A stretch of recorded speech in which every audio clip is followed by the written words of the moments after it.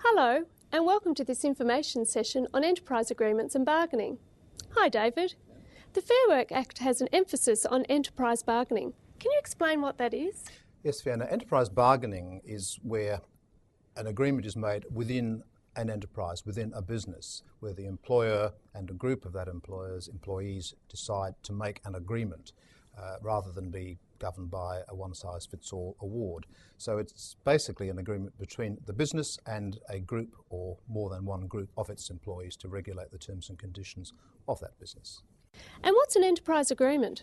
Well, it's an agreement struck, as I've said, between the employer and the employees. The employer, under the new rules, decides we would like to bargain, we would like to make an agreement, and it gives formal notice to its employees as required by the Act. And then those employees are entitled to elect what's called a bargaining representative. That can be anybody they like. It can be themselves, it can be their grandmother if they wish. More usually, if they're union members, it will be their trade union. And there's also a provision in the Act that if an employee, as would often be the case, chooses not to or frankly can't be bothered to appoint a bargaining rep, then any employee who's a member of the union, that union automatically becomes their bargaining representative for the purpose of the negotiations.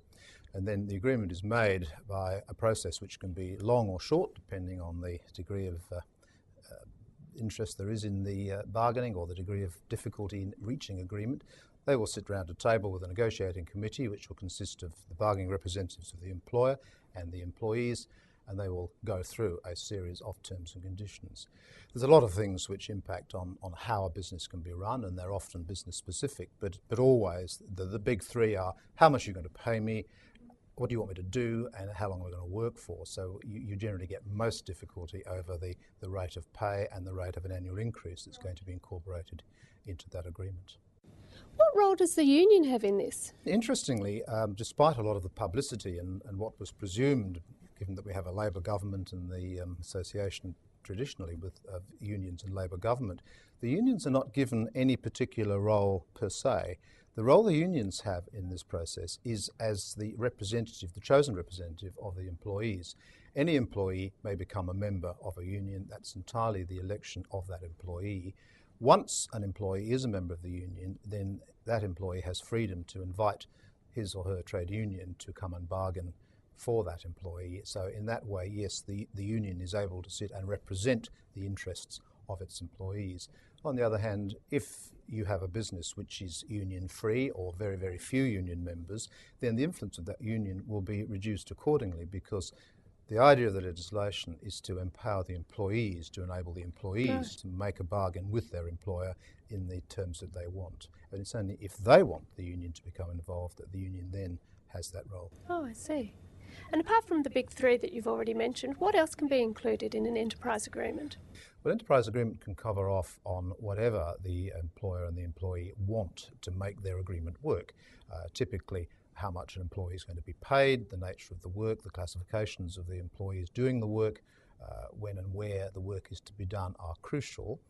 But there are a number of matters which are required to go into an agreement, and it's worth covering off on two of those. Each agreement must contain a flexibility clause, and each agreement must contain a consultation clause.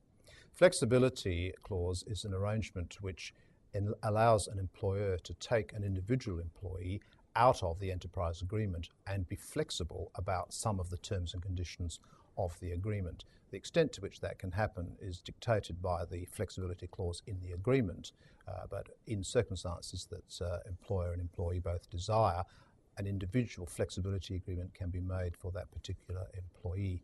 The only condition, of course, is that if such an agreement is made, then that employee must be better off overall than that employee would have been had he or she remained under the enterprise agreement.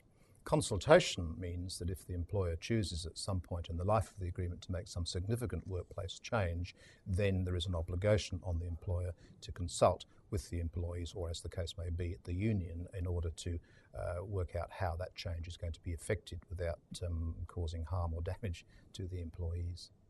And what does the term good faith bargaining mean? Good faith bargaining is integral to this whole process. It means that the parties must bargain in good faith, that is to say that they must respect each other, they must come to meetings prepared, they must conduct themselves in a way which is civil, as I say, shows respect.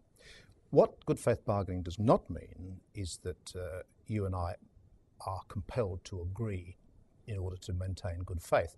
You and I could well be bargaining and have some quite fundamentally different views about certain aspects of the agreement. It is not a requirement of good faith bargaining that we must compromise. We can hard bargain our positions without losing this concept of good faith bargaining.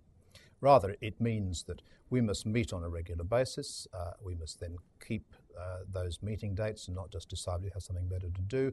If we have committed to bring information to a meeting or to find documents or to provide some background information as to why we take a position, then we must come to that next meeting with that information.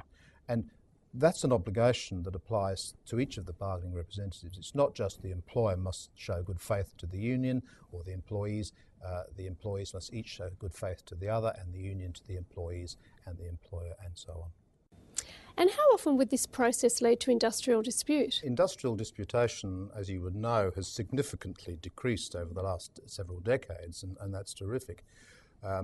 This Act, Fair Work Act, like its predecessor, contains scope for protected industrial action.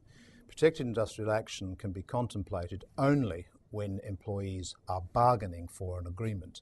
The whole idea of an enterprise agreement is that once it's made, then everyone understands its terms and they're fixed for the period of the agreement. There is no industrial strife because you've made your bargain, and it would be illegal to break that bargain. But once that agreement has come to an end and you're bargaining for a new agreement, it's possible for a protected industrial action to take place if the parties can't agree as to what the pay rate should be or any other issue that's important to them.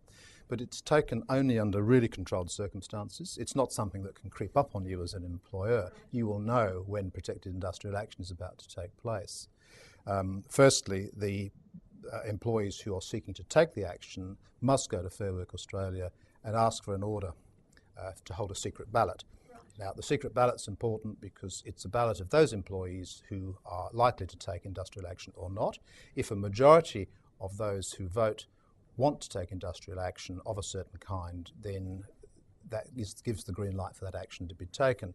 But that's not the end of the story, because the vote will be in relation to specific action. We'll take an hour off today, or we'll take 4 hours off today, or whatever it happens to be. Once the green light is given on the ballot, then whoever's organising the action, usually a union, will then have to give 3 clear working days notice to the employer saying, righto, we're going to take this sort of action. And only then can action be taken. So it's a fairly contrived and almost laborious process. The idea, of course, is that in that time the parties will perhaps seek to think about it again and maybe come to an agreement and avoid action. But yes, strike action, industrial action is permissible in that limited context, and only once a fairly rigid and strict process has been adhered to.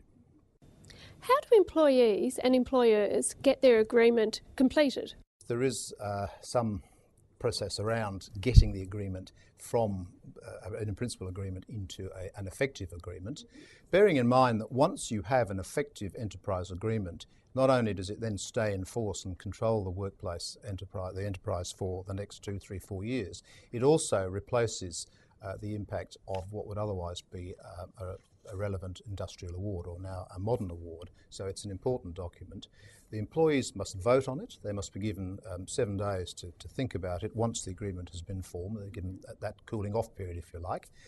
Then they have a vote. It's not like the Australian elections, parliamentary elections. It's not a compulsory vote. Obviously employees are encouraged to vote, but it's not compulsory.